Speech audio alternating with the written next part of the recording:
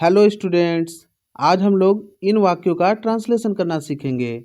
जैसे कि मैंने कल एक किताब पढ़ी, हम कल दिल्ली गए, हमने एक फिल्म देखी, वे कल बाजार गए थे, उसने मुझे एक घड़ी दी। तो गाइज, अगर आप शुरू से पूरा इंग्लिश ग्रामर सीखना चाहते हो और आप हमारे चैनल पर नए हो तो सबसे पहले आप हमारे चैनल को सब्सक्राइब अवश्य कर लें।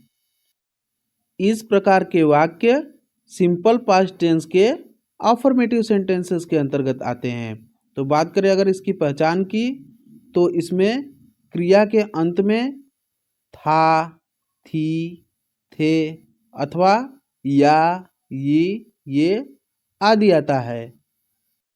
इसमें किसी भी हेल्पिंग वर्ब का यूज नहीं होता है, बल्कि वर्ब के सेकेंड फॉर्म का प्रयोग करते हैं।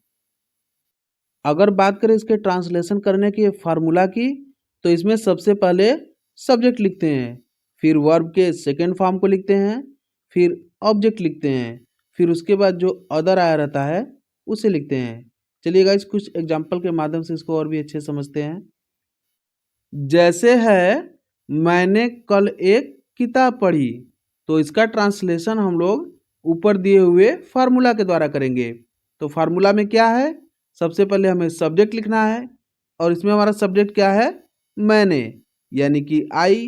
तो सबसे पहले आई लिखेंगे, उसके बाद वर्ब के सेकेंड फॉर्म को लिखना है। तो इसमें हमारा वर्ब क्या है, पढ़ना, यानी कि रीड, और रीड का सेकेंड फॉर्म भी रीड ही होता है। उसके बाद ऑब्जेक्ट को लिखना है। तो इसमें हमारा ऑब्जेक्ट क्या है, जिस पर कार्य किया जाता है वो ऑब्जेक्ट होता है। तो क्या पढ़ता है, किताब। तो इसमें हमारा ऑब्जेक्ट जो है किताब होगा, यानी कि बुक। उसके बाद बुक लिखेंगे, फिर अदर में क्या है, यस्टरडे, यानी कि कल। तो इसका ट्रांसलेशन होगा I read a book yesterday. I read a book yesterday. उम्मीद करता हूँ गाइस आप लोग को अच्छे समझ में आ रहा होगा। चलिए एक और एग्जांपल देखते हैं। जैसे है हम कल दिल्ली गए। तो जब इसका ट्रांसलेशन हम लोग फार्मूला के हिसाब से करेंगे, तो फार्मूला में सबसे पहले हमें सब्जेक्ट लिखना है और इसमें हमारा सब्जेक्ट क्या है, हम, यानी कि वी। और उसके बाद हमें वर्ब के सेकेंड फॉर्म को लिखना है। तो इसमें हमारा वर्ब क्या है, जाना। जाना मतलब गो, और गो का सेकेंड फॉर्म होता है वेंट। तो उसके बाद वेंट लिखेंगे। फिर कहाँ गए, दिल्ली, क्योंकि इसमें हमारा ऑब्जेक्ट है नहीं। तो उसके बाद हम लोग अदर को लिखेंगे और अदर में हमारा है दिल्ली। तो उसके बाद दिल्ली लिख देंगे। अगर यहीं पर होता बस से दिल्ली गए, तो ऑब्जेक्ट में बस लिखा जाता। तो इसका ट्रांसलेशन होगा we went Delhi yesterday. We went Delhi yesterday. चलिए गाइज एक और एग्जांपल देखते हैं। जैसे है हमने एक फिल्म देखी। तो इसमें सबसे पहले हमें सब्जेक्ट को लिखना है। तो इसमें सब्जेक्ट हमारा क्या है, हमने, यानी कि वी। और उसके बाद हमें वर्ब के सेकेंड फॉर्म को लिखना है। तो इसमें हमारा वर्ब क्या है, देखना, यानी कि वॉच। और वॉच का सेकेंड फॉर्म होता है वॉच्ड। उसके बाद ऑब्जेक्ट लिखना है। तो हमने क्या देखा, एक मूवी। तो उसके बाद होगा अ मूवी।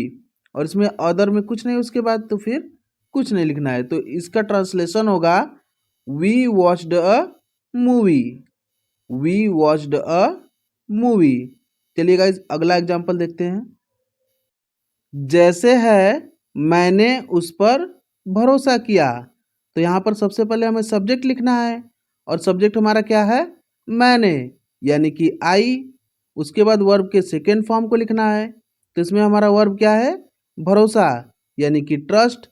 और ट्रस्ट का सेकेंड फॉर्म होता है ट्रस्टेड। और उसके बाद हमें लिखना है ऑब्जेक्ट। तो किस पर भरोसा किया, उस पर। तो इसका होगा हिम।